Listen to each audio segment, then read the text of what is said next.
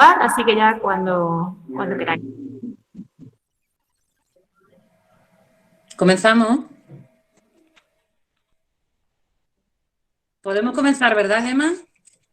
Ya cuando queráis, ya está grabando, cuando queráis. Vale, perfecto. Bueno, pues buenos días a todas y a todos quienes estáis hoy aquí en esta apertura de los conversatorios online sobre nuevas masculinidades. Bueno, mi nombre es Carmen Delgado, soy técnica de igualdad en la Oficina de Igualdad y Violencia de Género del Ayuntamiento de Badajoz. Esta actividad se enmarca dentro de las actividades que hemos programado con motivo del día 25, como sabéis, el Día Internacional contra la Violencia hacia las Mujeres, y está financiada por el Pacto de Estado contra la Violencia de Género. Bueno, en primer lugar, agradecer a María García, que es la consultora que se ha encargado un poco de toda la organización de estos conversatorios, con 4 personas expertas, muy expertas en el tema que nos ocupa. Esta es la parte buena de la pandemia, ¿no? Si es que le tenemos que ver una parte buena, todo este mundo online es súper complicado y súper nuevo para casi todo el mundo, como bien sabéis, sobre todo en los centros educativos, pero es verdad que nos permite el lujo enorme de contar con personas que sería muy difícil que físicamente pudieran estar aquí o que pudiéramos organizar estas sesiones en centros educativos con estas personas, ¿no? Como sabéis, en estos ciclos van a participar pues Demelsa Cabeza, que está hoy aquí con nosotras, ahora la presentamos un poquito, Iñaki Lajuz, Richard Bacete y Isabel de Ocampo.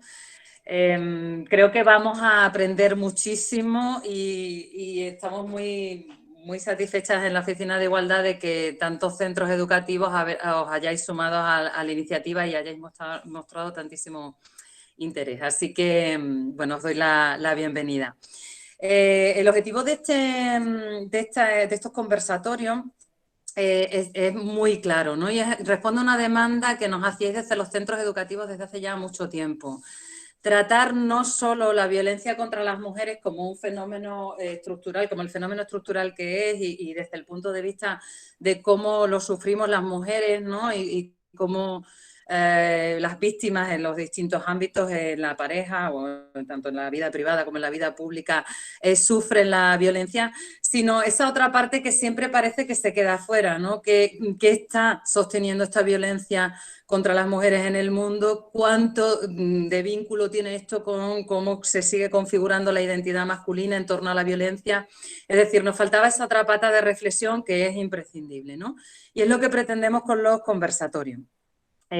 Así que, bueno, pues los tenemos planteados en 1 hora y media, 1 hora de intervención de la persona experta y otra 20 minutos, media hora, pues para que podáis plantear las reflexiones, dudas que queráis.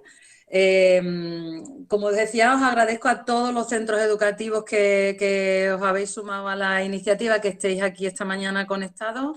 Quienes no se puedan conectar, trataremos de pasarles la grabación y en particular agradecerle al Instituto San Roque su enorme implicación para que esto haya sido posible, desde generar el enlace en Google Meet hasta, bueno, de esa cantidad de trabajo que le hemos dado a Gema del programa Actívate en el Instituto San Roque, que, bueno, en fin, ha tenido que estar al pie del cañón casi cada día con María, conmigo, para que esto sea posible. Así que muchísimas gracias a todo el equipo del IE San Roque.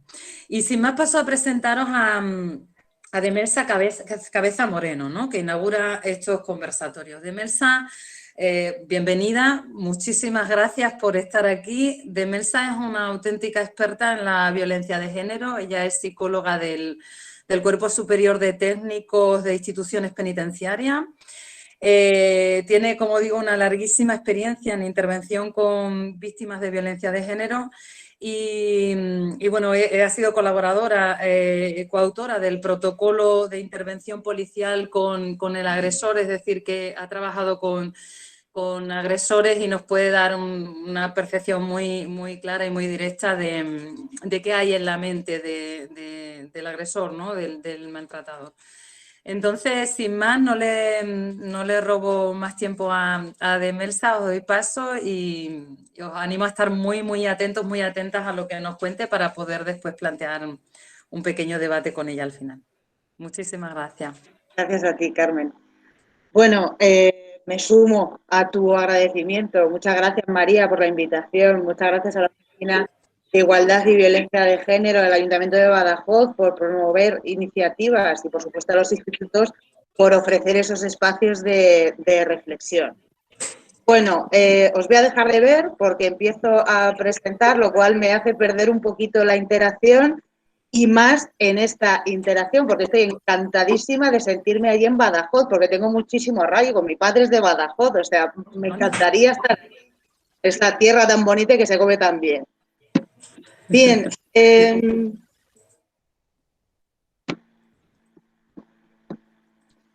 le doy.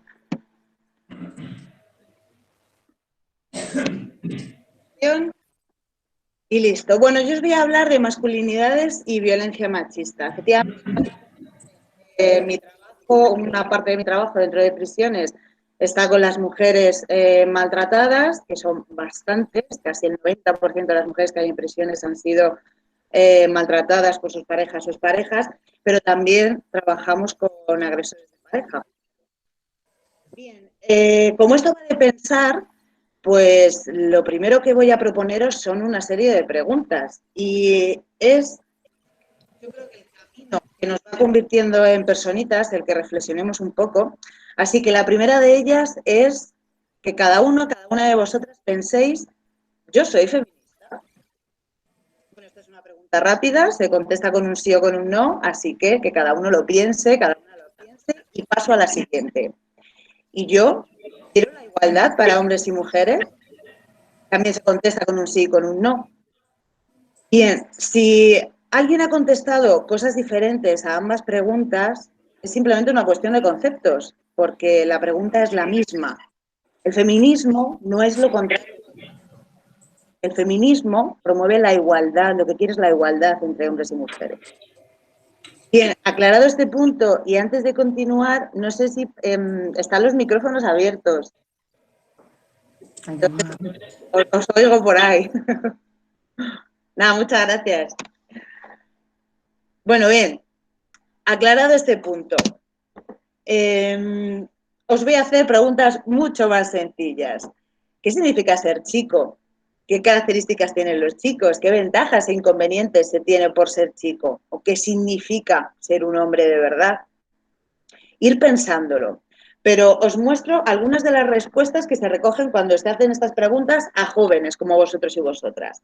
Mira, se dicen que los jóvenes suelen contestar que, así en resumidas cuentas, que un chico es lo contrario que una chica. Algunas de las características que dicen que tienen los chicos son adjetivos como que son valientes, colegas, son divertidos. Como ventajas, dicen que pueden llegar más tarde a casa, que no les regañan tanto como a mi hermana, y como inconveniente es que tenemos que dar nosotros siempre el primer paso, en diferentes ámbitos se refieren. Y en cuanto a la última pregunta, ¿qué significa ser un hombre de verdad? Suelen contestar que es ser fuerte y echarle huevos a la vida. Las mismas preguntas hechas a chicas, ¿qué significa ser chica? ¿Qué características tienen? ¿Qué ventajas e inconvenientes se tienen por ser chicas? ¿Qué significa ser una mujer de verdad? Las chicas responden que ser chica significa ser una mujer. Que las chicas tienen como características que son más inteligentes, más aplicadas, más coquetas, más presumidas. Como ventaja se fija mucho en la estética, tienes mucha más ropa, tienes más opciones de elegir, puedes hacer lo que quieras con un chico, que es una pregunta que tiene lo suyo también. Como inconveniente, que te juzgan. ¿Y qué significa ser una mujer de verdad? Es ser madre y trabajadora. Bien. Podéis estar de acuerdo o no con esas preguntas, por supuesto, pero no creo que a nadie le resulten como que esto suena a chino. Afortunadamente, hay muchas maneras de ser chico y de ser chica, y todas aquellas que estén basadas en el respeto valen, que el mundo además es muy grande y que habemos todas y todas. Porque además no se nace hombre o mujer, esto se aprende a serlo. ¿Quién ha decidido que los niños tengan que ser valientes o las niñas aplicadas? ¿Es algo que está en nuestros genes? ¿Nacemos con ellos? ¿Hay algún cromosoma que lo distinga? ¿O nos lo asigna la sociedad? ¿Creéis que se les habla igual a los niños y a las niñas? ¿Se les castiga o se les premia por los mismos motivos? ¿Se les compran los mismos juguetes? ¿Se les dan las mismas oportunidades de aprender diferentes habilidades? En resumidas cuentas, podríamos preguntarnos si puedo elegir quién quiero ser o si estoy influenciado o influenciada. Pues bien, cuando nos vamos convirtiendo en personitas, nos sucede algo que se llama proceso de socialización. Por este proceso, que es individual y social, desarrollamos nuestra manera de pensar, nuestra manera de sentir, nuestra manera de actuar en la sociedad donde nacemos.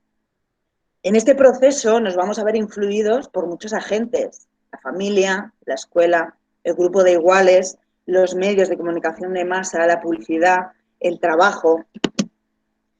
Y este sistema sexo-género va a influir en nuestro proceso de socialización. Este sistema ha estado durante muchísimos años y viene a decir, bueno, no sé si sabéis cuál es la diferencia entre sexo o género, porque a veces se puede confundir. Mi sexo es femenino, mi género también es femenino, pero tiene una clara diferencia. El sexo está basado en características físicas y biológicas, es decir, en los cromosomas, macho, hembra. Y es una construcción sociocultural que impone normas en la forma de relacionarse, marca posiciones entre hombres y mujeres, y durante siglos se ha mantenido esta creencia separatista, que es una creencia desigual, que separa lo masculino y lo femenino. Y además se creía que era normal, que en función del sexo éramos diferentes. Este sistema sexogénero marca características que obligan a que dentro de cada género, eres masculino o femenino, tengamos que comportarnos siguiendo las pautas de ese grupo. Estas características además se consideran complementarias. Si yo tengo características femeninas, no puedo tener características masculinas, porque además, si las tienes, se cuestionan. Esto pasa mucho con los hombres afeminados, que pueden reunir una serie de características que se piensan que son femeninas, que están como más vinculadas a lo femenino, y se cuestiona su heterosexualidad. Como la asignación se realiza en el momento de nacer, en función de los genitales externos, tiende a confundirse el sexo con el género y a partir de ahí se crean dos identidades, la femenina y la masculina. ¿Todo eso qué pasa? Pues que configura estereotipos con distintos valores, roles desiguales, creencias de género, composiciones sociales diferentes y sigue marcando la desigualdad.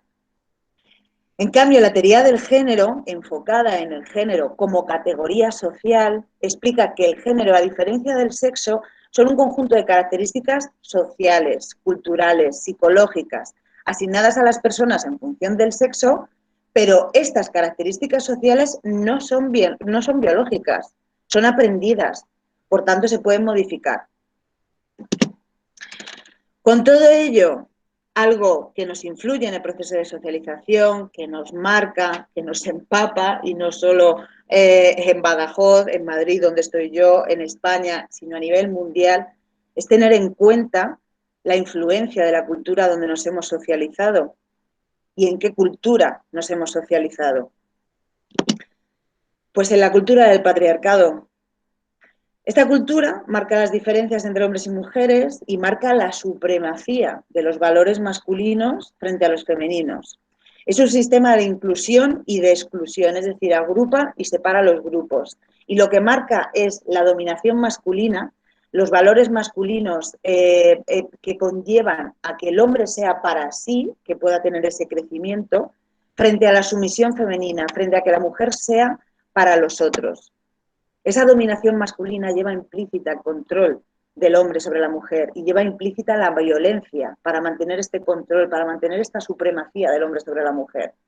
Esto marca actividades, actitudes, forma de comportarse diferentes, incluso en el trabajo. El trabajo reproductivo, remunerado, es para los hombres y en cambio las mujeres tienen trabajos con un bajo perfil, más asistenciales, con salarios más bajos, no remunerados, el famoso techo de cristal, y suele haber una falta de autonomía económica. Y todavía hay diferencias entre hombres y mujeres que desarrollan el mismo trabajo en función del salario, que no es percibido igual. Este patriarcado, esta cultura androcéntrica, es el origen de la desigualdad entre hombres y mujeres, y es el origen que marca la violencia de género, donde la mayoría de las víctimas, efectivamente, esa palabra termina con A, es femenina. Este modelo patriarcal crea estructuras jerárquicas en la familia, la sociedad, las clases y mantiene el predominio y superioridad de los hombres frente a las mujeres. Y esto implica una distribución desigual del poder, de los bienes materiales, de las oportunidades, siempre bajo la sombra del jefe, del padre de familia. ¿Qué nos dice esto? Pues que hemos tenido una socialización diferencial. El género nos condiciona desde que nacemos, en cómo nos comportamos, cómo nos expresamos, qué vamos a reprimir, cómo nos colocamos en las relaciones con los demás, qué pensamos de la vida, qué actividades realizamos, lo que debemos esperar, hacer, pensar e incluso desear. Esta socialización diferencial para hombres y para mujeres condiciona y construye nuestra subjetividad, nuestro quién soy yo, nuestra forma de vernos a cada una y cada uno de nosotros, nuestra identidad de género. Por tanto, ¿quién soy yo? Pregunta para pensar. ¿Quién soy yo con todo lo que me ha influenciado? ¿Y quién soy yo con todas las experiencias que he tenido? Esa construcción de la identidad de género empieza a asignarse incluso antes del momento de nacer. Cuando una mujer está embarazada, la ropa que se le regala, los juguetes que se le regalan antes de que nazca el niño, o sea, están ya marcados si el niño va a ser niño o niña, a partir de la influencia del sexo, si va a ser hembra femenino, macho masculino. Este núcleo primario de la identidad de género se adquiere además antes de los 3 años, suele ser también bastante resistente al cambio y es una asignación impuesta. No se tiene en cuenta la libertad individual de esa persona, de las creencias que vaya a tener, de las motivaciones, de su orientación sexual, de cómo va a sentir esa persona, pero todo eso va a moldear nuestro psiquismo. Antes hablábamos de los agentes de socialización, la familia, la escuela, todo lo que contribuye a la adquisición de patrones de comportamiento, roles, estereotipos y creencias de género, dando la cultura patriarcal a hombres y mujeres unas determinadas características, creencias, valores, una posición que cada persona realiza de su propia categoría de género. Con la identidad de género adquirida a través de nuestro proceso de socialización, respondemos a la pregunta de quién soy yo. Por tanto, sí, vamos a estar influenciados. Pero esta identidad no es estática. Es un proceso en permanente construcción porque las experiencias y los procesos personales nos obligan continuamente a revisar ese quién soy yo. Las preguntas que nos hacemos también nos obligan a cuestionar ese quién soy yo o ese quién quiero ser. Nos construimos a partir de la identificación con un grupo y ello encierra en sí mismo la diferenciación con otro grupo. Y eso crea estereotipos, roles y creencias de género que vamos a ver un poquito. Mira, los estereotipos son creencias compartidas socialmente que atribuyen cualidades, características personales, formas de comportarse a las personas en función del sexo. Pero los estereotipos, en la gran mayoría de los casos, son negativistas y simplistas y además despintan la individualidad. Los estereotipos de género los aprendemos a través de nuestro proceso de socialización y van a influir en la construcción que hagamos de nuestra identidad de género, influyendo las expectativas, las normas que la sociedad vincula a lo femenino y a lo masculino. Por ejemplo, que las niñas tengan que comportarse de una determinada manera, que las mujeres son mejores cuidadoras, que los niños, los hombres son más independientes. Los roles de género hacen referencia al conjunto de normas sociales, comportamientos apropiados para los hombres y las mujeres de un grupo o sistema social determinado.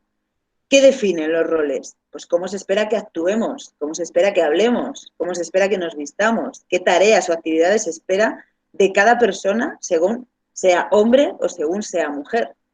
Cuando un niño se le ve jugando con muñecas, es que esto además lo he visto con mis amigos, como que se le cuestiona un poco, se le atribuyen características femeninas, cuando a lo mejor lo único que está haciendo es jugar, bueno, a lo mejor no, lo único que está haciendo es jugar libremente.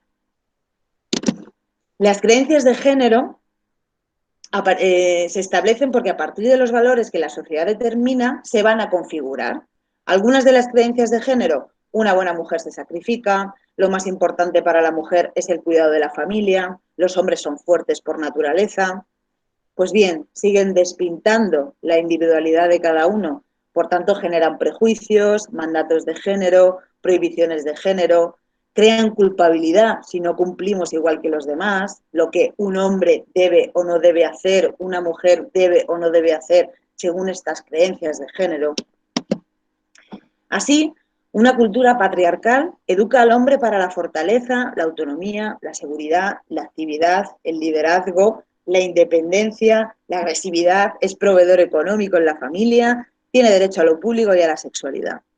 Se les educa para el logro y se les reprime la esfera afectiva, que eso está como ligado a la mujer. Esta misma cultura de patriarcado educa a la mujer para complementar al valor, al varón, para la dependencia, la debilidad, la delicadeza, el cuidado de los demás, la sensibilidad, la comprensión, el sacrificio, el confundir el sacrificio como si fuera bondad, la docilidad, la resignación. Su espacio es privado, la mujer es cuidadora, tiene el rol de esposa y madre, se le educa para complacer. Mirar dentro de estas identidades de género y a modo de resumen de todo lo que llevo hablado hasta ahora, vemos cómo dentro de la escala femenina los estereotipos son que sean dócil, dulce, cariñosa, recatada, obediente, y dentro de la escala masculina el estereotipo es que sea impetuoso, valiente, fuerte, seguro, activo, dominante. El rol de la mujer es que sea esposa, madre, cuidadora, que trabaje en el hogar, que se ocupe de la crianza de los hijos y las hijas. En cambio, el hombre, proveer el dinero a la familia, tener un trabajo productivo, proteger, tener la autoridad. El espacio de la mujer es el privado, el espacio del hombre es el público. Dentro del amor, la mujer, en estas identidades de género basadas en la cultura patriarcal, se vive para los otros, se resigna, es dependiente, aguanta, se entrega, está disponible y tiene el amor como eje fundamental en su vida. En cambio, el hombre no. El amor no es el eje fundamental en su vida. El hombre es independiente, es posesivo, es exigente y conquista. La sexualidad de la mujer es como un tabú, está incluso a veces negada. Y en cambio el hombre está potenciada y tiene derechos sobre la mujer, lo que hace que se la cosifique también. Las creencias y valores femeninos están basadas en la resignación, en la entrega, en la afectividad, y en el hombre en la fortaleza, la autoridad, la dominación, la agresividad, el no dejarse llevar por las emociones. Por tanto, el mandato de género de la mujer es no sentir deseo sexual, callar, obedecer, no tomas decisiones sin consultar. Y el mandato de género del hombre es no sentir ternura, no debe llorar, mostrar debilidad, debe ser fuerte, aquello que puede o no debe hacer cada género. Incluso en el lenguaje, la misma palabra no significa lo mismo si está dirigida a hombres y mujeres. Se dice, si una mujer se dice que es activa, se piensa que es nerviosa. En cambio, el hombre es inquieto. Ante la sensibilidad, la mujer es delicada, el hombre es afeminado. Una mujer desenvuelta es grosera, un hombre desenvuelto es seguro de sí mismo. Una mujer desinhibida es pícara, un hombre desinhibido es simpático. Una mujer temperamental es una histérica y un hombre temperamental es un apasionado. Una mujer introvertida es tímida. En cambio, un hombre introvertido es que se piensa bien las cosas. Si es curiosa, es cotilla. Si es curioso, es inteligente. Si no comparte, es egoísta. Pero el hombre que no comparte es que defiende lo suyo. Si la mujer no se somete, es agresiva. Si el hombre no se somete, es fuerte. Si la mujer cambia de opinión, es que es caprichosa, es que es voluble. Y en cambio, si el hombre cambia de opinión, es que es capaz de reconocer sus errores y eso da seguridad en sí mismo. Como vemos, ese proceso de construcción de la identidad de género, basado y influenciado por la cultura patriarcal, está basado en la desigualdad y fomenta, justifica y sigue reproduciendo la discriminación. En la historia del patriarcado, el hecho de ser mujer se ha manifestado como discriminación, exclusión, invisibilización, marginación, se la ha minusvalorado y se ha violentado, se ha marcado la violencia del hombre sobre la mujer.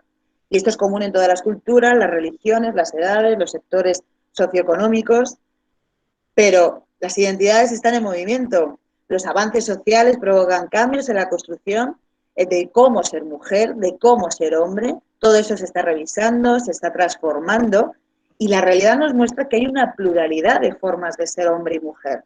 Y eso responde desde la igualdad a otra respuesta a la pregunta de quién soy yo. Afortunadamente, en nuestra construcción como personas también se incluye la subjetividad, es decir, me puede influenciar la cultura, me puede influenciar mi familia, los amigos, las amigas, la escuela, los medios de comunicación, la publicidad, pero también están mis propios pensamientos, mis habilidades, mi ética moral, mis valores, lo que yo soy como persona. Parece que todo lo dicho hasta ahora es como que está muy lejano, ¿no? Nos puede sonar a nuestros abuelos o nuestros padres, o bueno, que está como muy atrás, ¿no? Es evidente que hemos avanzado, que hemos conseguido muchas cosas, que la desigualdad no está tan marcada, pero seguimos en una sociedad patriarcal. Y metiéndonos en la violencia de género, ¿qué tiene que ver la cultura tradicional, la cultura androcéntrica, con la violencia machista? Pues bien, el origen de la violencia machista está vinculado al desequilibrio en las relaciones de poder, está vinculado a esa cultura patriarcal. Ese desequilibrio fomenta y justifica la desigualdad y el dominio de los hombres sobre las mujeres. Y la violencia es simplemente una forma de mantenerlo, de resolver los conflictos, de responder a los cambios y los avances de las mujeres. Perdón, la violencia de género procede, por tanto, de esa desigualdad entre hombres y mujeres, de la creencia, que está alimentada además por la mayoría de las culturas, de que el hombre es superior a la mujer, que es posesión suya, que puede ser tratada como él considera adecuado, y es el modo de afianzar ese dominio, por lo que la violencia de género no es un fin en sí mismo, sino es una forma, es un instrumento de dominación y de control social. Pero ¿de verdad que es tan serio esto de la violencia de género?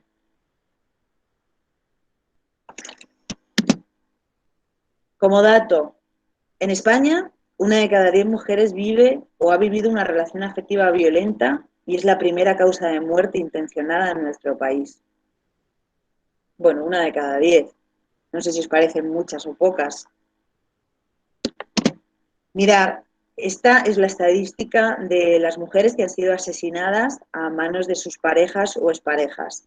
Se recogen datos solamente desde el 2003, antes no se tenían en cuenta que las mujeres fueran asesinadas por sus parejas o exparejas. Este año, bueno, yo creo que van a ser 40, pero todavía no se han confirmado si han sido asesinadas por violencia de género.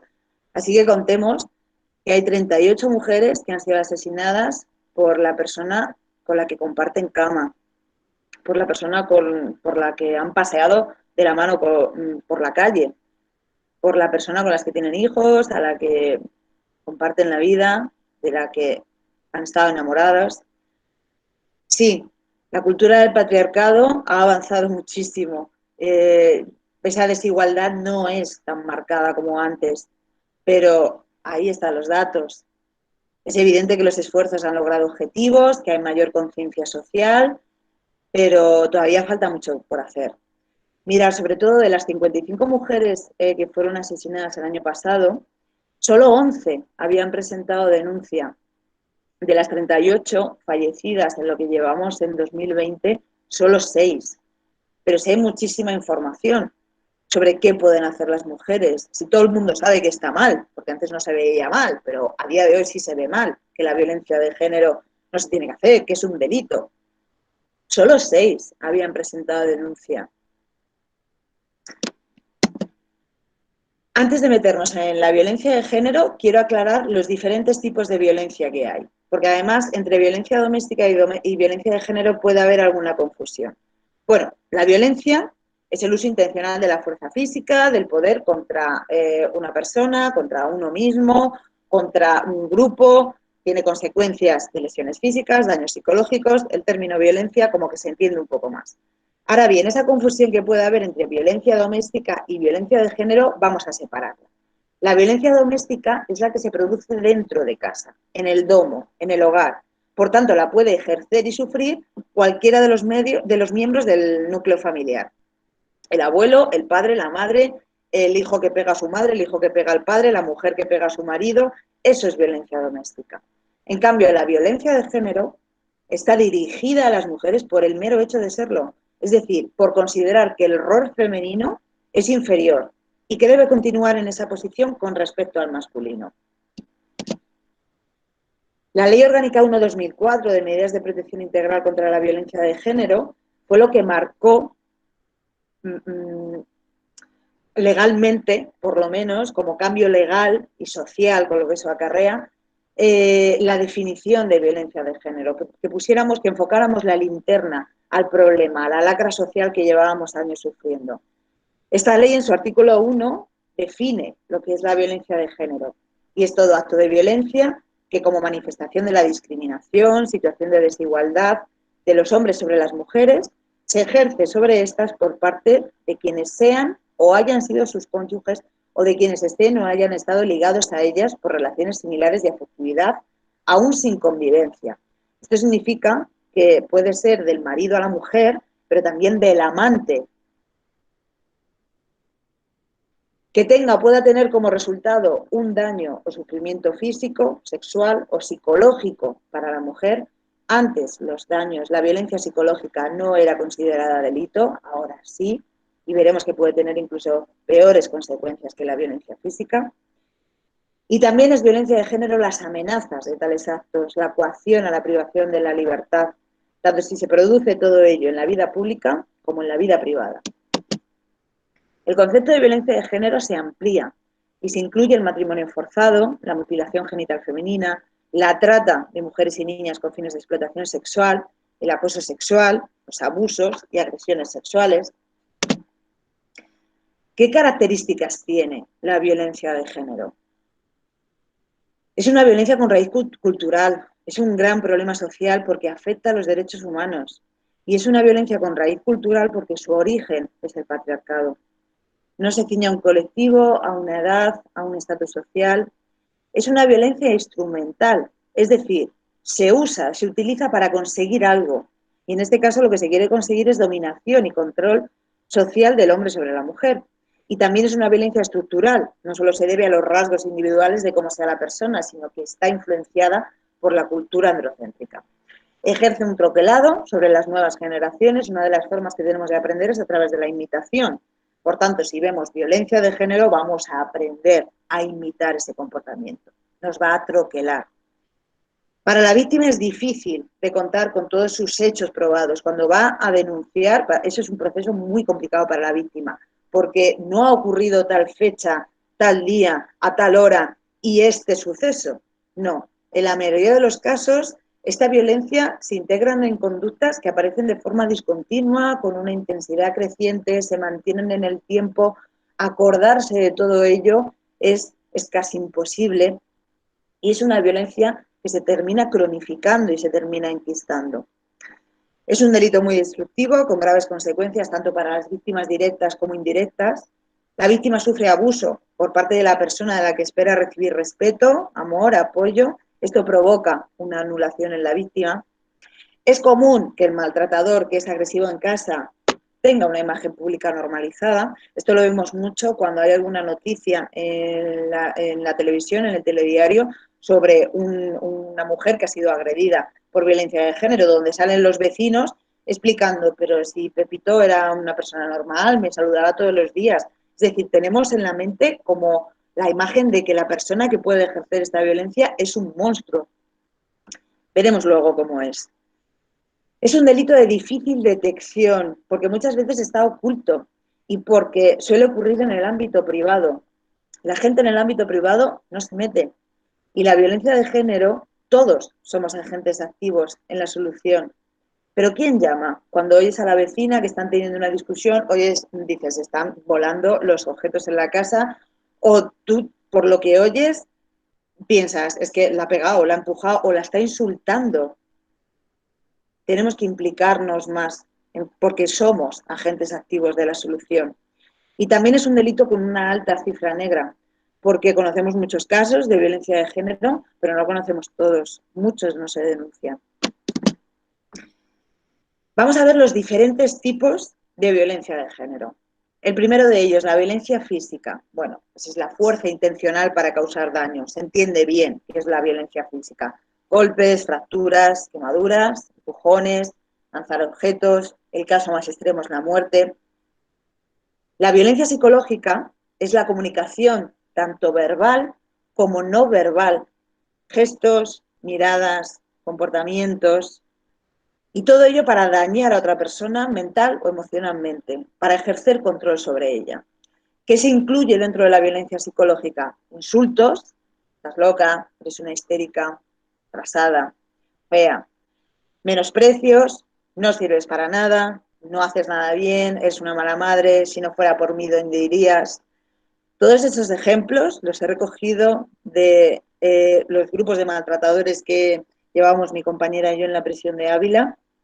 Y son frases que dicen: más violencia psicológica es la intimidación, las amenazas, te voy a matar, te voy a quitar a los niños, a las niñas, te voy a hundir. El abuso de autoridad, registrar sus cosas, revisar su correo. ¿Con quién estuviste hoy? Que has llegado de tarde. Has salido muy tarde de trabajar, ¿no? La falta de respeto sobre sus necesidades, sentimientos, opiniones, la manipulación de lo que dice, la exigencia de que obedezca, la utilización de los hijos, esta instrumentalización de los hijos y las hijas, la amenaza de quitarle a los niños a las niñas, la culpabilización que se hace constantemente a la madre, incluso de los errores que tienen las hijas o los hijos, el castigar con el silencio o el no comunicarse, sí, el silencio también hiere. Culpabilizar a la mujer de que todo lo que ocurre en la casa es por ella, y ella, por supuesto, termina pensando que es culpable por todo el proceso de victimización que veremos. Los celos también es violencia psicológica. Acusar de ser infiel, impedir relaciones con amigos, amigas, con familiares, aislarla de su entorno. Otro tipo de violencia de género es la violencia sexual. Conductas forzadas, no consentidas, agresiones, coacciones, abusos, la violación con uso de fuerza o intimidación o manipulación verbal. El contacto sexual no deseado, experiencias sexuales sin contacto físico, pero no deseadas, por ejemplo, obligar a ver pornografía, acoso sexual verbal o conductual, que ocurre todo ello sin el consentimiento de la víctima, pero en este consentimiento se incluye cuando no puede dar también consentimiento, ya sea bajo los efectos de la droga o por una falta de conciencia, por estos mismos efectos de la droga o por un trastorno que tenga la mujer o por alguna enfermedad mental, alguna minusvalía.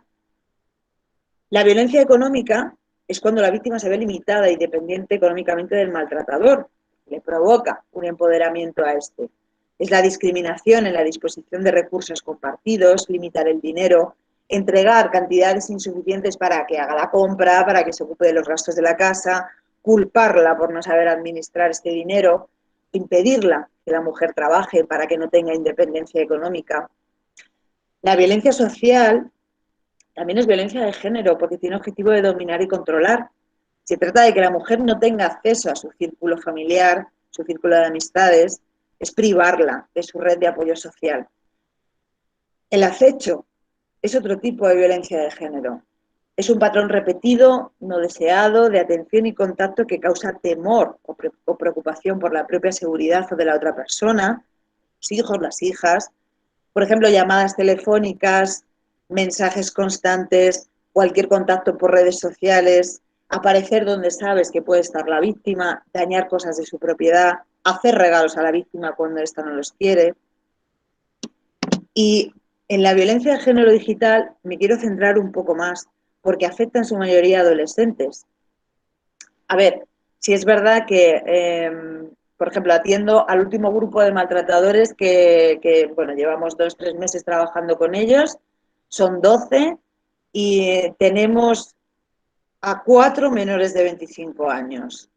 Unos 22, por ahí, rondan esas edades. Es decir, el resto suelen ser hombres de 30 y pico, 40 y pico, y también sucede en ellos una violencia de género digital porque las nuevas tecnologías nos afectan a todos. Pero este tipo de violencia de género afecta sobre todo, a su mayoría, a adolescentes. Cuando te lees las sentencias de los más jóvenes, del grupo de maltratadores, estos signos que indican que se está produciendo violencia digital se dan en la mayoría de ellos. El ciberacoso supone una forma de limitación de libertad de la otra persona y genera dominio y relaciones desiguales. Mirar como algunos signos: acosar o controlar a tu pareja usando el móvil, interferir en relaciones de tu pareja en internet con otras personas, espiarle el móvil, censurarle fotos que tu pareja publica y comparte en redes sociales, controlar lo que hace en redes sociales, exigirle que demuestre dónde está con la aplicación esta de la geolocalización, obligarla a que te envíe imágenes íntimas, comprometerla para que te facilite sus claves personales, sus contraseñas, sus PIN, obligar a tu pareja a que te muestre un chat con otra persona, mostrar enfado por no tener siempre una respuesta inmediata online, y menos si se han puesto los checks estos azules. Pero ¿por qué hay hombres que maltratan? ¿Cómo se explica que insulten, que amenacen, que peguen, incluso que lleguen a matar, a asesinar a la persona que quieren, a la madre de sus hijos, a su novia, a su pareja? Bien, hay muchas teorías que intentan explicar por qué surge la violencia de género, por qué se da violencia de género. Una de ellas, la perspectiva cultural, dice que el uso de la violencia se debe a factores culturales, patriarcales, valores sociales que marcan esa desigualdad. Y hemos visto que clave del origen de la violencia de género está en la cultura del patriarcado. Pero también es cierto que todas y todos hemos nacido en la cultura del patriarcado, todos los hombres han mamado esa cultura y no todos los hombres maltratan. Por tanto, no es una teoría que explique bien el surgir, la etiología de los hombres de la violencia de género. La perspectiva estructural lo que nos viene a decir es que pues, las tensiones, frustraciones, la incapacidad de lograr objetivos, toda esa frustración se lleva a casa y allí es donde hay violencia familiar. Bueno, tampoco lo explica bien porque todos tenemos frustraciones, incapacidad para lograr objetivos y no llegamos a casa y ejercemos conductas de maltrato. La perspectiva psicopatológica supone que es el agresor, que es que el maltratador es un enfermo que presenta una patología individual que causa esa conducta, que es que bebe mucho, que consume drogas, que tiene algún trastorno de personalidad, que es impulsivo. Bueno, pues tampoco es una teoría que termine de explicar por qué surge la violencia de género, porque por esa regla de tres, cualquier hombre que bebe alcohol llegaría a casa y maltrataría a su mujer. Afortunadamente no es así. Hay una perspectiva, otra teoría de la interacción que une el modelo del aprendizaje social, es decir, esta cultura que hemos aprendido, que se mantiene por las consecuencias positivas que obtiene el agresor al llevar a cabo esa violencia, porque mantiene el control y el dominio, y el modelo cognitivo-conductual, que lo que hace es explicar pues cómo funcionamos cada uno de nosotros, y es la relación entre pensamiento, emoción y conducta. Hago un paréntesis aquí para explicar esto. Esta pirámide, esta forma de relacionarse el pensamiento, la emoción y la conducta, todos funcionamos de esta manera. El pensamiento va a influir en la emoción y la emoción va a influir en la conducta. Y funcionamos así en cualquier situación. Os pongo un ejemplo. Pensamiento, tengo sed. Emoción, siento la boca seca. Conducta, cojo un vaso de agua y bebo. Voy a beber. Os pongo una situación diferente para que integremos esta forma de pensar, porque además es importante. Ante una situación en la que tengo una entrevista de trabajo o un examen, me tengo que enfrentar a una situación. Pensamiento. Si este es negativo, si voy a hacer el examen o voy a la entrevista de trabajo diciendo, ¿para qué? Si es que me va a salir fatal, si es que lo va a poner muy difícil, si es que no me van a coger en el trabajo, si es que se presenta mucha gente. Todos esos pensamientos negativos van a influir en la emoción. Si el pensamiento es negativo, la emoción también va a ser negativa. Y por tanto, mi conducta, tanto a nivel verbal como a nivel no verbal, de comunicación no verbal, de qué es lo que dice mi cuerpo de mí, se va a mostrar de forma negativa. Voy a ir a hacer la entrevista así, apocada, para abajo, con la cabeza agacha. En cambio, ante esa misma situación, ante esa misma entrevista de trabajo, por ejemplo, si mi pensamiento es, sí, es un empleo, se presenta mucha gente, pero yo lo voy a dar todo. El no, que me lo den ellos, no me lo voy a dar yo. Yo aprendo rápido, además, soy buen compañero, me implico, colaboro. El pensamiento es positivo. Mi emoción va a ser más entusiasta ante esa misma situación. Por tanto, mi conducta en esa entrevista de trabajo va a ir en correlación positivamente con esa emoción y con ese pensamiento. ¿Por qué esto es importante? Vemos que la pirámide está controlada por el pensamiento. La cúspide de la pirámide es el pensamiento. Mi pensamiento lo controlo yo. No viene nadie y me lo mete en la cabeza. El pensamiento lo controlo yo. Por tanto, puedo decidir cómo es. Y si no me gusta, porque me hace sentir mal o tengo una mala conducta, puedo cambiar el pensamiento. Puedo afrontarle, puedo reestructurarle, puedo cambiarle. Pero volviendo al tema de la violencia de género, que esto es una de las formas de trabajar con los agresores, el cambiar ciertas creencias, ciertas distorsiones cognitivas que tienen en cuanto a las creencias de género, los mandatos de género, los estereotipos, los roles que tienen que tener con la mujer. Se trabaja a nivel de pensamiento, también a nivel emocional, pero sobre todo a nivel de pensamiento para que la conducta sea diferente. Lo veremos más adelante. Quiero terminar con la explicación más acertada de la etiología, del por qué surge la violencia de género. Y es la combinación entre la perspectiva de género y el modelo ecológico.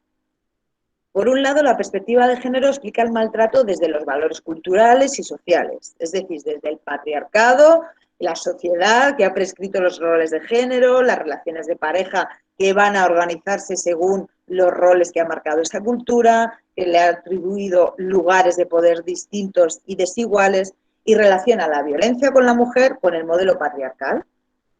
Por otro lado, el modelo ecológico da una explicación integral de la violencia de género, porque describe diferentes y múltiples causas en el origen de la violencia culturales. Vemos ahí todas las capsulitas que se influyen en la violencia de género. En nivel individual sería como la mochila que lleva cada persona, en este caso de violencia de género, la mochila personal, de historia personal que lleva el maltratador, la historia personal del sujeto en relación a la pareja, en relación a la educación que ha vivido, las creencias que tiene, las emociones que tiene. El microsistema sería como el entorno más cercano al maltratador, en este caso la familia, es como el entorno inmediato, el entorno familiar. El exosistema incluiría como un entorno que también influye al individuo, pero está como un poco más alejado, pero ejerce la misma influencia. La escuela, la religión, las leyes, redes sociales, medios de comunicación, publicidad. Y el macrosistema representa los valores de la cultura en la que se ha desarrollado ese individuo. El que tengamos todos estos niveles nos ofrece no solo saber dónde hay que intervenir, sino también dónde poner factores de protección para erradicar los coletazos de la violencia de género. ¿Pero por qué se mantienen las conductas de maltrato? ¿Por qué cada vez él va más? ¿No sabe que está mal lo que está haciendo? Pues mirad, Leonor Walker estableció que el mantenimiento del maltrato se debe sobre todo al ciclo de la violencia. Es un ciclo que se divide en 3 fases. Una relación de pareja, donde la convivencia, el día a día, lleva a que haya una acumulación de tensión. Frustraciones, enfados, problemas. Esa acumulación de tensión, que en el caso de la violencia de género evidentemente no está bien manejada, lleva lugar a una explosión donde esa tensión llega al límite y se precipita la agresión. Pero después, y este es el kit de la cuestión, tiene lugar la fase de luna de miel, que es que tras el episodio violento el agresor se arrepiente, pide perdón, promete cambiar, hay una manipulación afectiva a la mujer, esta se lo cree, hay un espejismo de que todo va a volver a ser como antes, ella piensa que él va a volver a ser la persona que ella conoció en un principio, porque en un principio él no era así, ha cambiado y ella se lo cree y todo vuelve a empezar, se vuelve a repetir y cada vez va en mayor aumento. Tiene lugar lo que se llama escalada de la violencia. Es un proceso continuo y ascendente de etapas en las que la intensidad y la frecuencia de las agresiones se va incrementando según pasa el tiempo. En la escala de abajo vemos cómo la desigualdad de género, la publicidad sexista, micromachismos, bromas sexistas, el trato desigual, es como el caldo de cultivo para que después pueda subir la pirámide un escalón más. Puede haber insultos, amenazas, desprecios, y pueda culparte, te pueda gritar, te pueda ignorar, puede haber chantaje emocional. Sube y aumenta la escalada a patadas, quemaduras, empujones, violaciones y el último extremo de esta escalada de violencia sería la muerte.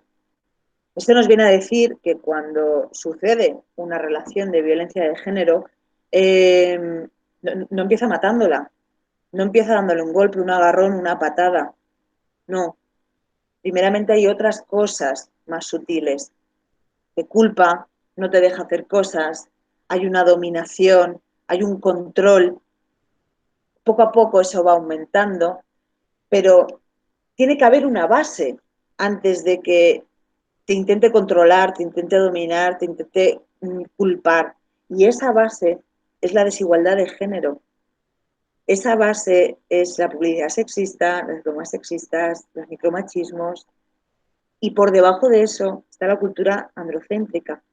Y entre medias de una y otra está la identidad de género. Por eso nos influye tanto en nuestro proceso de socialización. Otro dato, hasta 1989 la violación dentro del matrimonio no era considerada delito. Esto parece que fue muy lejano, porque fue en el siglo XX, pero no es tan lejano, ¿eh? Algunos de los primeros signos del maltrato es que cuando en la relación pesa más la desigualdad, los celos, cuando aparecen ciertos comportamientos, ciertas actitudes, ciertos comentarios, todo eso nos tiene que dar el olfato de que son manifestaciones de violencia de género y que puede ser el comienzo de una relación de maltrato. Esto es importante detectarlo para que no vaya a más, para que no se mantenga la agresión, para que no se mantenga este ciclo de maltrato, para que no surja esa escalada.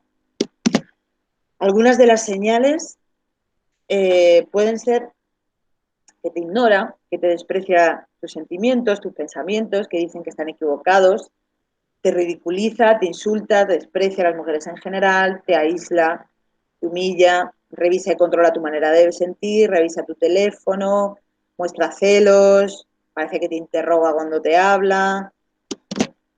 Dejas de salir con ciertas amistades porque a él no le caen bien, cuando te quejas dice que era una broma o te acusa de ser demasiado sensible, sientes que te trata como si tú no supieras hacer las cosas bien, te corrige constantemente, no asume sus errores, no se disculpa. Él siempre lleva la razón, nunca tiene la culpa de nada, los culpables son los demás, usa el chantaje emocional para conseguir lo que quiere. Cuando tú tienes algún problema lo minimiza con comentarios de va, eso no es nada, si es que eres una exagerada, te quejas de vicio. Todo esto genera un impacto. La violencia de género crea consecuencias, pero no solo en las mujeres, sino también en los hijos y en las hijas, incluso ya sean víctimas directas o que incluso hayan recibido violencia ellos también, sino también genera consecuencias en hijos y en hijas que son víctimas testigos de la violencia de género. Crea también consecuencias en los familiares, por supuesto, y también en la sociedad. Y hay algo en lo que quiero insistir, y es el impacto de la violencia de género en las mujeres con discapacidad, porque también la sufren. Y tenemos que plantearnos si sufren una doble discriminación. Bien, este impacto de la violencia de género, de la mujer maltratada que vive en un ambiente donde la violencia es constante, supone un alto desgaste físico y psicológico por la propia privación que muchas mujeres maltratadas viven, ya es que son privadas de sus necesidades básicas, de sus contactos sociales, de su libertad. La violencia, sufrir la violencia supone un desgaste de energía física y psicológica brutal. La tensión que vive una mujer maltratada, que no solo soporta los hechos donde ocurre directamente la violencia, sino que vive en una tensión permanente, tiene que estar en alerta todo el tiempo. Todo ello genera consecuencias. A nivel psicológico, las mujeres maltratadas, la gran mayoría tienen estrés postraumático, baja autoestima, ansiedad, depresión, abusan de drogas, de psicofármacos, de alcohol, para evadirse de la realidad de la que están viviendo. Muchos intentos de suicidio, también hay consecuencias sociales, la pérdida de empleo, el asentismo laboral, el aislamiento social. Las consecuencias físicas, pues bueno, los traumatismos, sobre todo a nivel de cuello, espalda, pechos, brazos, la muerte como la consecuencia física más grave, desgarros en el lóbulo de la oreja también por el arrancamiento de pendientes, de cadenas. A nivel sexual también hay consecuencias, hay embarazos no deseados, de alto riesgo, abortos, infecciones de transmisión sexual, la pérdida del deseo sexual, trastornos menstruales. Y viviendo todo esto, ¿por qué las mujeres no le dejan de inmediato? ¿Por qué tienen tantas dificultades para salir de la relación? Mira, suele pasar que cuando conocemos o nos cuentan o conocemos directamente alguna situación de violencia de género, Pepito, Juanita, quien sea, se oyen muchos comentarios como, pero ¿por qué no le deja? ¿Pero por qué aguanta? Y bueno, otras barrabasadas que no hacen más que perpetuar los mitos de la violencia de género, como puede ser, bueno, si ella sigue con él, será porque le va la marcha. Pues no, no le va la marcha. Y sí hay muchas dificultades para salir de una relación de violencia de género. No es fácil. Mirad, os voy a contar la historia de la ranita. Imagínate una cacerola llena de agua fría en la cual nada tranquilamente una pequeña rana. Un pequeño fuego se enciende bajo la cacerola y el agua se calienta lentamente. El agua despacio, despacio se va poniendo tibia y la ranita no lo encuentra desagradable. Continúa nadando. La temperatura del agua sigue subiendo. Ahora el agua está caliente. La rana se encuentra incómoda, se siente cansada. No obstante, no se asusta. Ahora el agua está verdaderamente caliente y la ranita comienza a encontrar esto desagradable, pero está muy debilitada. Entonces se mantiene en la cacerola y no hace nada. La temperatura continúa subiendo y la ranita termina simplemente cocinándose. Si la misma ranita fuese colocada directamente en el agua a 50 grados, con un golpe de sus patas habría saltado fuera de la cacerola, ya que hubiese percibido el peligro. La historia de la ranita sucede como muchas mujeres maltratadas. No te vas dando cuenta. El maltrato no empieza con algo brusco. El maltrato empieza poco a poco. Y cuando te ves con el agua tan caliente, hay dificultades para salir de la relación. Hay una falta de conciencia sobre estar siendo víctima. Las negaciones, justificaciones, pensar que es una mala racha, que son hechos aislados. El maltrato es un programa de reforzamiento intermitente. Mira, para que entendáis qué es un refuerzo intermitente, veis esta gente que echa dinerito en las máquinas tragaperras y se puede pensar, pero si no le toca siempre, le toca, es más, gasta más de lo que le toca, pero la gente sigue ahí pegada, plan, plan, plan, plan, tirando de la palanca, porque es un refuerzo intermitente. Te toca de vez en cuando el premio. Entonces eso hace que se mantenga la conducta y que sea difícil de quitar. La violencia de género también lleva implícito un refuerzo intermitente, la fase de luna de miel, donde se contrarrestan los hechos agresivos, aunque esta aversión sea mucho más numerosa. Más dificultades, la pérdida de autonomía, la desesperanza, la indefensión aprendida, sentimientos de culpa y vergüenza por sentirse responsable del fracaso de la unidad familiar, además entendido este como función social de la mujer. Sentimiento de culpa y vergüenza por no haber reaccionado o abandonado antes la relación, la baja autoestima, sentimiento de inutilidad que siente la mujer a través de los constantes mensajes de inadecuación y el constante maltrato. sentirse incapaz de mantener sola o adecuadamente a las hijas y a los hijos, el miedo a la soledad y al abandono, la creencia sobre la infidelidad, en no tener una pareja, la cantidad de mitos del amor romántico que también nos empapa la cultura androcéntrica y que hacen mantener las relaciones de pareja tóxicas y relaciones de pareja basadas en el maltrato. El temor al reproche familiar y social. Aunque parezca mentira, muchos padres reprochan a mujeres que son maltratadas que no pueden dejar a su marido. El temor a que no vaya a ser creída por la policía, la cantidad de procesos judiciales a los que se ve inmersa. Cuando una mujer denuncia, no lo tiene todo solucionado. Cuando una mujer denuncia, empieza una batalla. También el temor a que su pareja ingrese en prisión, el aislamiento, la falta de apoyo social, las propias consecuencias del maltrato, el deterioro físico y psíquico que hemos visto, el no tener recursos sociales, el miedo a que se cumplan las amenazas de que haya una agresión mayor o de la muerte, así como de las amenazas que hace el hombre a la mujer de te voy a quitar los hijos y a las hijas. Ese miedo hace que tengan dificultades de salir de la relación y por eso aguanten. Pero ¿quién puede hacer todo esto? ¿Qué tipo de hombre es así? Pues bien, en cuanto al perfil del maltratador, no hay perfil.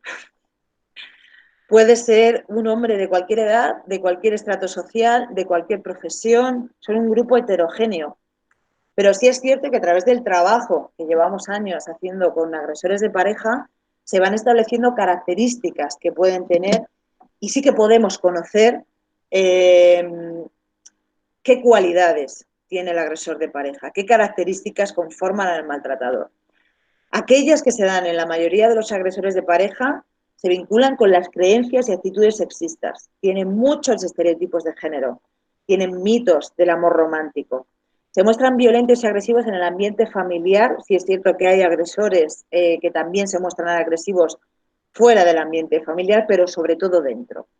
Tienen dependencia emocional, un apego inseguro preocupado, una autoestima inadecuada, son celosos, posesivos, dominantes, no tienen empatía a su pareja. Muchos de ellos, pero no la mayoría, consumen tóxicos, sobre todo son impulsivos, tienen problemas para controlar la ira, tienen carencias a la hora de identificar y expresar emociones, tienen carencias en habilidades de competencia social, no se comunican de forma asertiva, ni tienen habilidades para resolver conflictos de forma pacífica, utilizan la violencia. Tienen un proceso de atribución externo. Esto es pensar que todo lo que me pasa es por culpa de los demás. No toleran la autonomía de la mujer, tienen características de personalidad marcadas por índices antisociales, dependientes, narcisistas y sobre todo tienen muchos mecanismos de defensa. ¿Esto qué son? Son resistencias para asumir la responsabilidad de sus actos. Y esto explica por qué maltratan y pueden seguir luego con su vida normal. Mirad, quiero que veamos algunas de esas características que pueden no entenderse tan bien, ¿vale? ¿Qué significa tener creencias y actitudes sexistas? Sacadas también de los hombres con los que trabajo. Son pensamientos que la persona tiene acerca de cómo funcionan las relaciones de pareja y de cuál es el papel de la mujer. Si hace algo que no me gusta, tengo derecho a castigarla. Sé lo que es mejor para la relación, sé lo que es mejor para ella. Yo soy el hombre, soy superior a mi pareja me pertenece, las cosas siempre se han hecho así.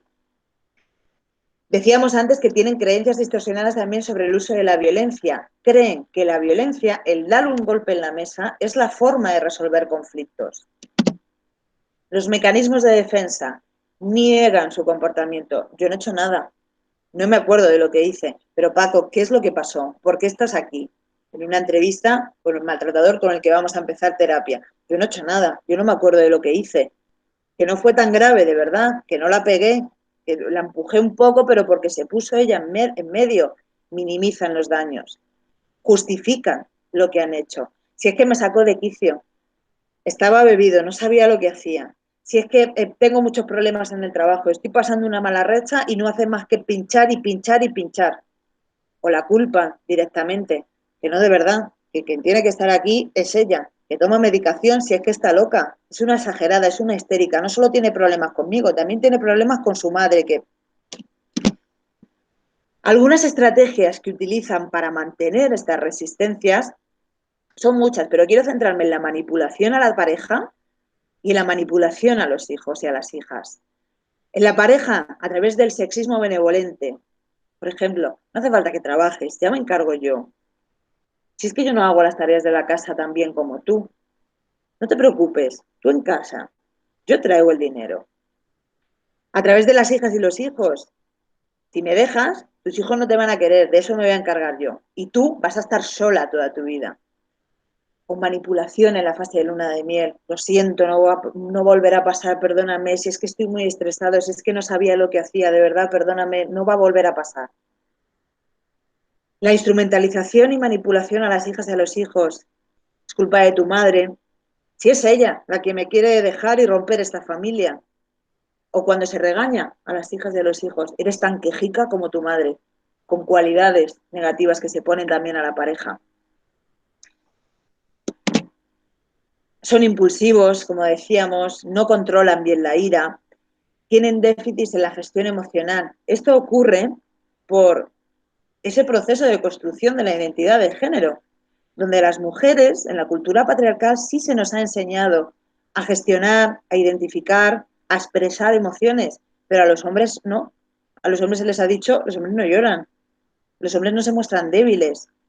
Las emociones positivas, el amor, el cariño, la ternura, todo eso lo ven ligado a la mujer.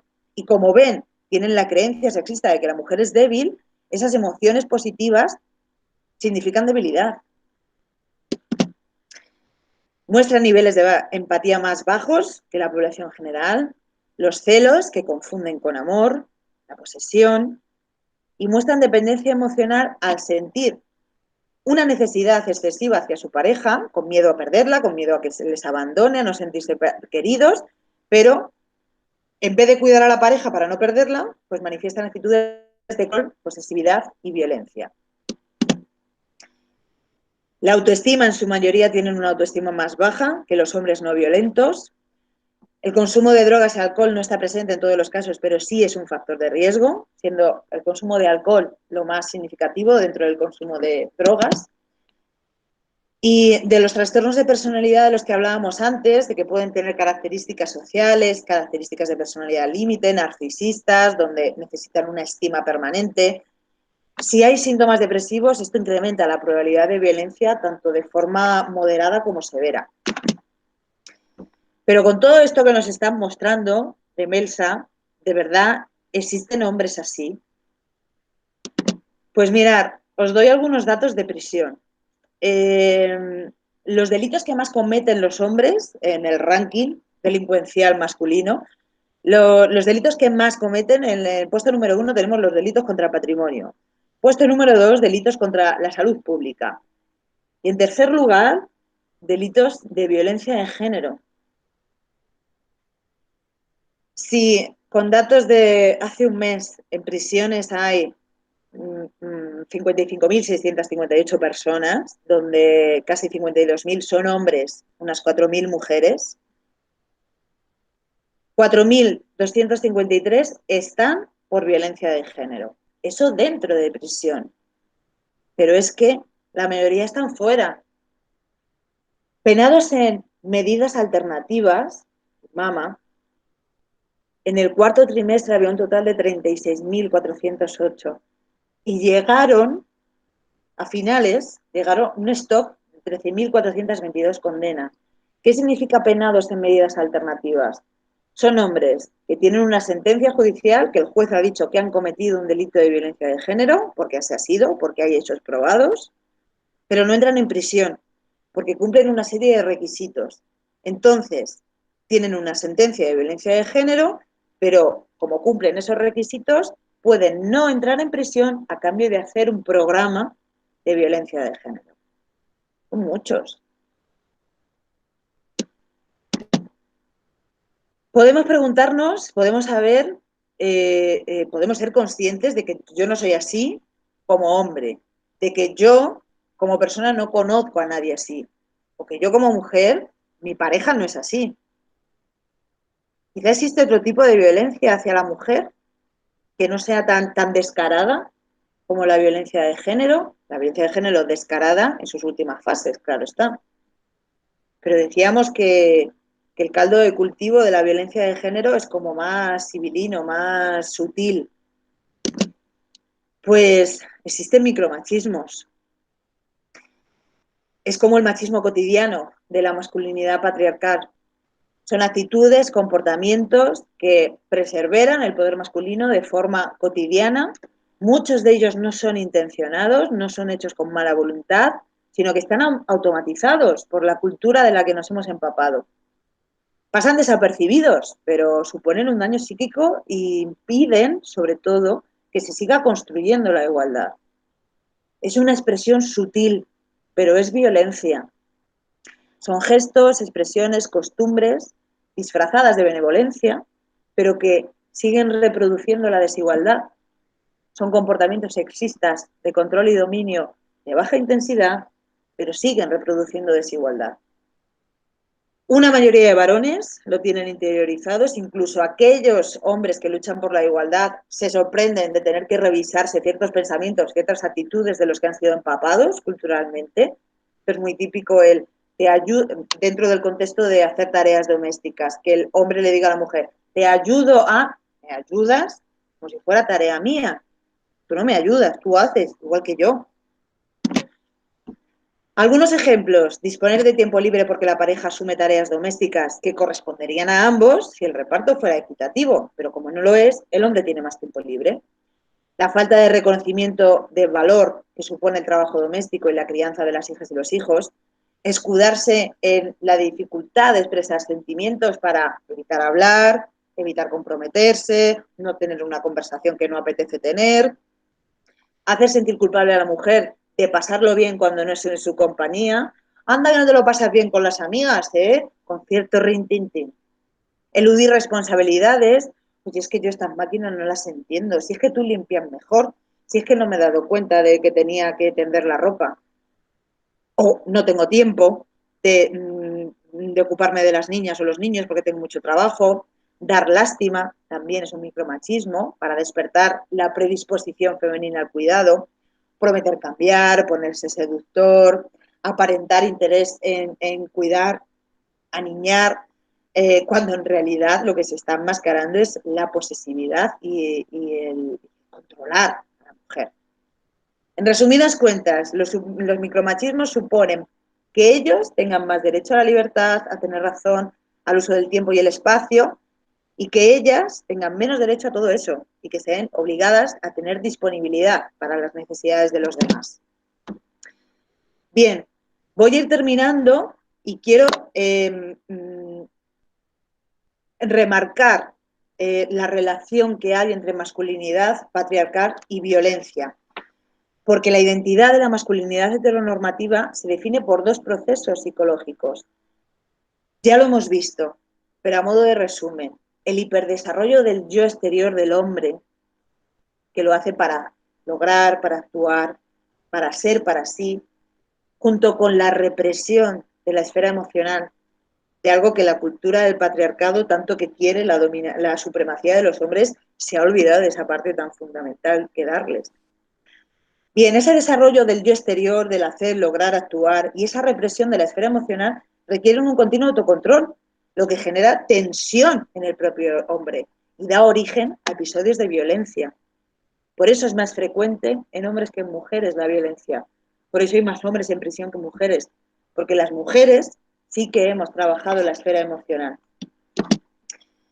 Antes hablábamos al principio de el hombre debe ser, pues según el modelo de masculinidad tradicional, el hombre debe ser activo, jefe de familia, proveedor, fuerte, no tener miedo, no expresar emociones, salvo la ira y la sexualidad, tiene que ser heterosexual, desear y poseer mujeres, según el modelo de masculinidad tradicional. Esta masculinidad patriarcal genera efectos adversos en las mujeres, como ya hemos visto, la desigualdad social, la violencia de género. Pero esta masculinidad patriarcal también genera costes en los hombres y en toda la sociedad. Ahí tenéis un despliegue de todos los príncipes Disney, porque si bien las mujeres nos hemos criado con las princesas Disney, los hombres también. Y los príncipes Disney, pues son súper fuertes, pueden con todo, siempre se mantienen impertérritos ante cualquier situación de la vida, no se cansan. El príncipe Eric, que consigue a la sirenita mudita y se enamora de ella porque ha dejado toda su vida, ha dejado hasta de ser un pez para ser humana. Esto da para otra conferencia. Y como decía, la masculinidad patriarcal supone riesgos y costes también para los hombres. Ahí están las cifras. Hay 2 millones de viudas frente a 200.000 viudos. Hay más mujeres que hombres. Esto es por la falta de autocuidado propio. Hay mayores cifras de hombres fallecidos de forma prematura. El 80% de los hombres consumidores de droga mueren. El 80%, un montón. El 90% de fallecidos en accidentes de tráfico son hombres. La tasa de suicidios es 4 veces mayor en hombres que en mujeres. El fracaso escolar es superior en chicos en comparación con las chicas. Veíamos los datos de población de delincuentes, el 93% son hombres. La imagen es porque para mí todo esto se resume en que esa falta de autocuidado, ese ser más valiente, ese echado para adelante, ese echarle huevos, no supone beneficios, supone costes para los hombres. Supone un alto desgaste emocional, supone que no trabajen la esfera emocional, tengan dificultades para identificar, expresar y hacer una gestión adecuada de las emociones, tanto propias como las ajenas. Que tengan una gestión violenta de los conflictos, que no resuelvan bien, que hagan un uso sexual de las mujeres, que las cosifiquen, que las instrumentalicen en las relaciones de pareja. Esa gran inversión de energía que hacen en el ámbito laboral va en detrimento de otras esferas vitales para los hombres. Hacen un escaso desarrollo de su esfera privada, tienen una dependencia instrumental también de las mujeres en muchos ámbitos de la vida. Y sobre todo la masculinidad tradicional impone a los hombres un objetivo inalcanzable, que es la necesidad de exhibir poder y control en todas las esferas vitales. Y como es inalcanzable, frustra. Bien, afortunadamente vamos superando la cultura patriarcal y surgen nuevas masculinidades. Hay hombres que se replantean su identidad tradicional, esos costes. ¿Qué necesidad tengo yo como hombre de tener esos costes? Si yo puedo ser como yo quiera. Cada vez hay más hombres que son conscientes de que no existe una sola masculinidad, sino que se pueden desarrollar nuevas masculinidades más sanas, más afines, más completas, más realistas y a través de las cuales poder desarrollarse y crecer como personas. Las nuevas masculinidades tienen menos luchas, menos tensiones por cumplir, menos exigencias que el modelo patriarcal y ofrece una mejor versión de sí mismo. Superar esa masculinidad tradicional y construirse en igualdad ofrece beneficios directos a los hombres. Un mayor desarrollo personal, un reencuentro con el mundo emocional, compartir responsabilidades que son abrumadoras para ellos, y las van a compartir, aumento de la autonomía personal, establecer relaciones de verdadera igualdad con las mujeres, aumenta su autoestima y su seguridad, una paternidad implicada, mejores relaciones con otros hombres, con sus iguales, mejora de las relaciones de pareja, mejora de la sexualidad, aumento de la salud, una vida más plena.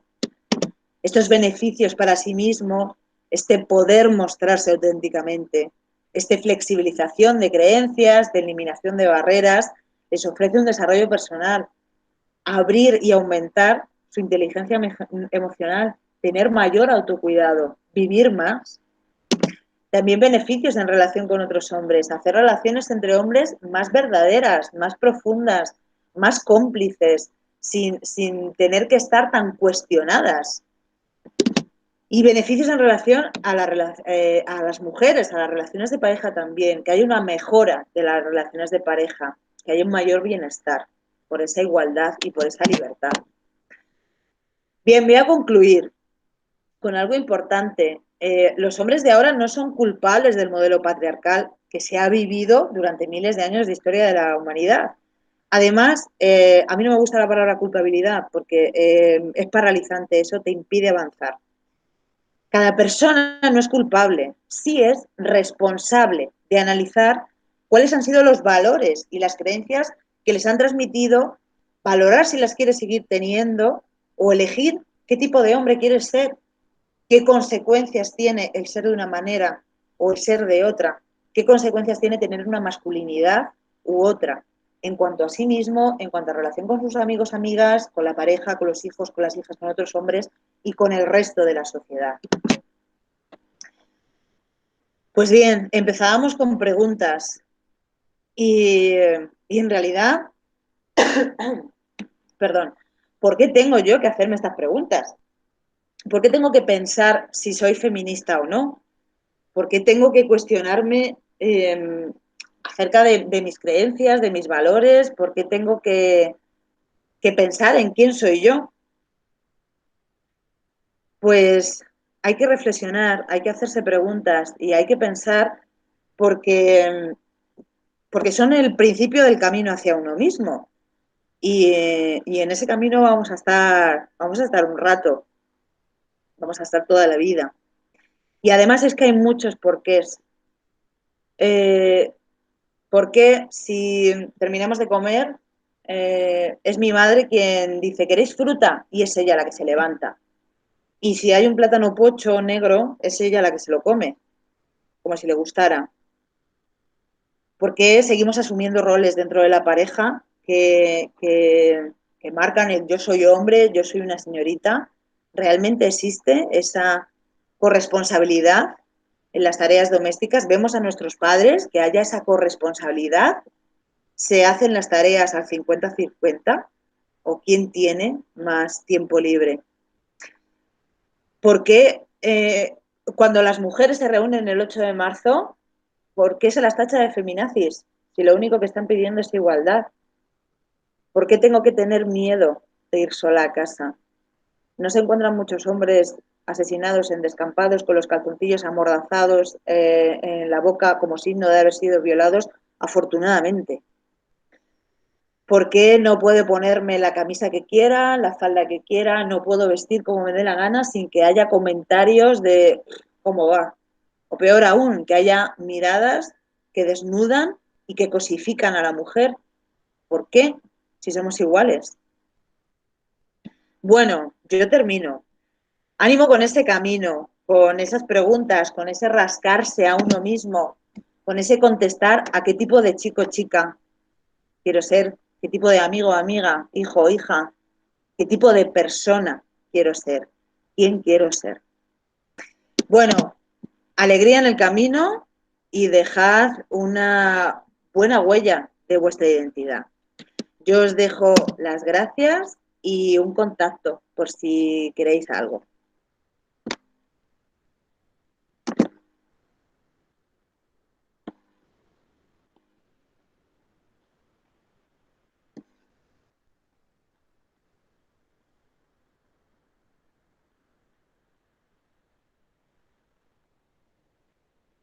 Y creo que me oís, por si tenéis alguna pregunta, si queréis que hablemos algo.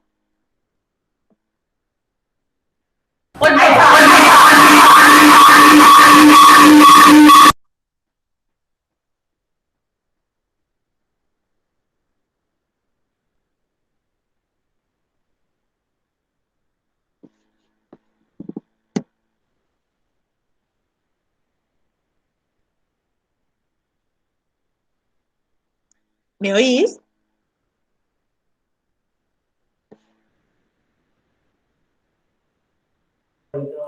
Sí, sí. Acabo de leer que a las 2:10 terminan las clases. Es que si estoy presentando no puedo ver el chat, lo siento mucho. De Melsa.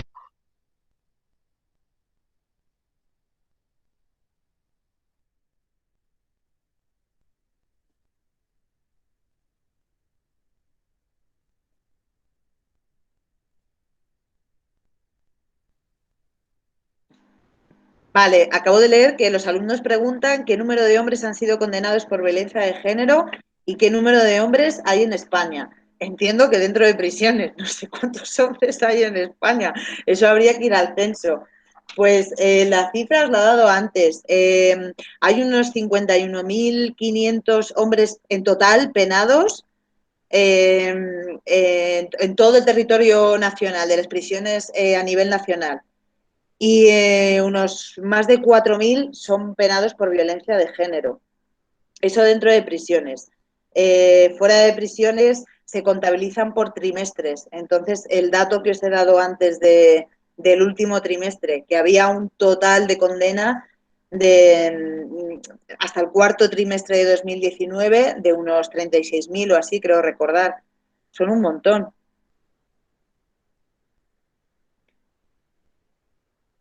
Vale, ok.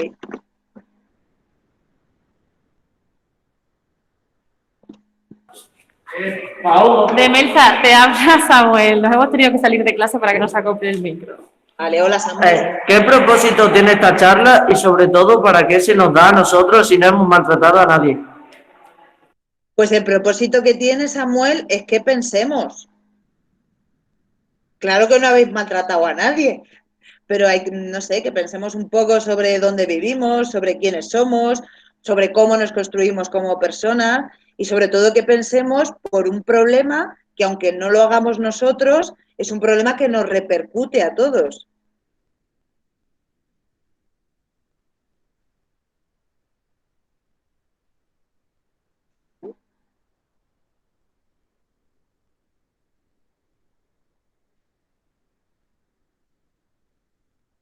¿Qué pienso de los hombres en general? Que son maravillosos.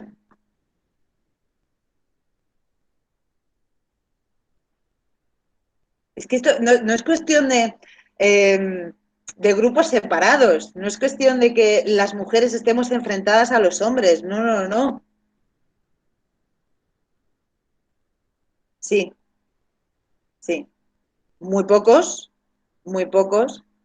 pero violencia doméstica también he trabajado siendo la mujer la que ha maltratado al hombre, pero sinceramente dos y en los años que llevo trabajando este tema, dos en comparación con a lo mejor 500 hombres que he visto condenados por violencia de género. Que sí he sufrido violencia de género, sí, en mi trabajo. Creo que como la mayoría de las mujeres, es algo que todavía, bueno, ahí está.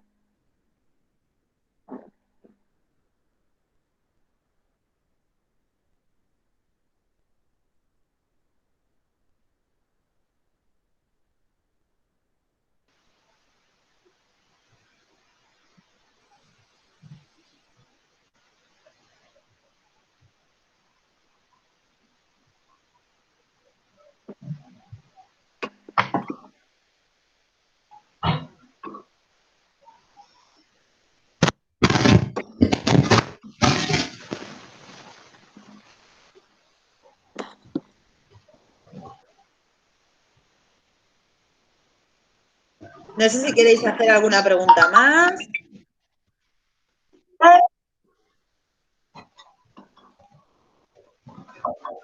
Nuria, lo que he explicado puede ser desde tu punto de vista al revés. Me refiero violencia desde la mujer al hombre.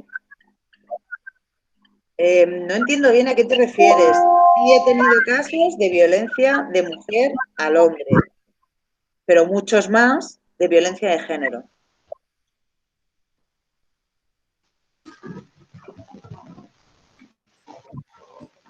A ver, no sé si se me oye, ¿sí? Sí.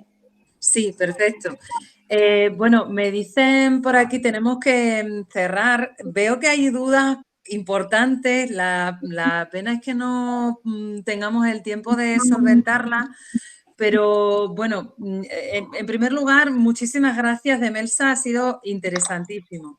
Es verdad que cuando tratamos tantos conceptos y un volumen de información tan grande, después hay que asimilarla y hay que trabajarlo un poquito en clase, que es lo que os recomiendo a los centros que habéis participado en esta sesión, que no dejéis duda por resolver. Es decir, que cuando nos preguntan, bueno, ¿y existen las mujeres que maltratan o se va a tratar desde la otra óptica? Que ahondemos un poco por qué lo tratamos desde esta óptica y no desde la otra. Es decir, todas estas dudas que queden, que no se dejen ahí flotando en el aire, que se puedan resolver, si no es ahora, en otro momento, porque la clase se acaba justo ahora, pero que por favor el profesorado que estéis dirigiendo estas sesiones no dejéis esas dudas en el aire, porque es muy importante que queden claras. Sí, por si os sirve para las siguientes charlas, las siguientes reflexiones, yo hay veces que me sentía perdida porque no sabía si se me estaba entendiendo. O sea, el tener la falta de interacción con la gente hace que te pierdas mucho, que te concentras mucho, que no aclares determinados conceptos que en ese momento es necesario aclarar a la gente. Pero claro, es que tampoco recibo, si estoy presentando con esta aplicación, como en el Google Meet, no me llega ninguna señal de que se acaba, que tenemos preguntas. Entonces era, bueno, ya está, es así. El formato es muy difícil, eso sí, es un formato muy, muy difícil por eso yo apelo al profesorado para que, sabiendo las dificultades que supone el formato, ahonden después en las dudas que les hayan podido quedar al alumnado que haya estado presente, porque estoy segura que con tantísima información como nos has transmitido, hay dudas. Entonces, claro, que no se queden con ellas, ¿no? Que es lo importante, que se pueda trabajar esto en clase después y que se ahonde aquí y en sus dificultades. Perfecto. Carmen, tenéis mi email, tengo mucho material, las dudas que tengáis, lo que necesitéis, estoy. Muchísimas gracias, Demelsa. Ha sido muy interesante, dicen por aquí, y podemos ampliar información. Estupendo. Pues muchísimas gracias, lo dejamos aquí. Gracias a todos los centros que nos habéis acompañado. Como tenemos el enlace y la grabación, os la facilitaremos también por este motivo, para que os podáis detener en aquello que no haya podido quedar claro y que por el formato no se ha podido hacer de otro modo, ¿no? Y agradecemos muchísimo a Gemma nuevamente del IR San Roque por todo el trabajo, por el enlace y por todo. Y mañana enviaré la inscripción a la siguiente sesión, que es el próximo lunes, con Iñaki Lajuz. Muchísimas gracias a todos. Muy instructivo el conversatorio, nos dicen por aquí. Pues fenomenal. Muchas gracias. Y gracias, Demelsa. Muchísimas gracias, interesantísimo. Muchas gracias por aportarnos tu experiencia y tu visión, que es amplísima y estupenda. Muchas gracias. Gracias a vosotras. Que vaya bien todo. Adiós. Hasta luego.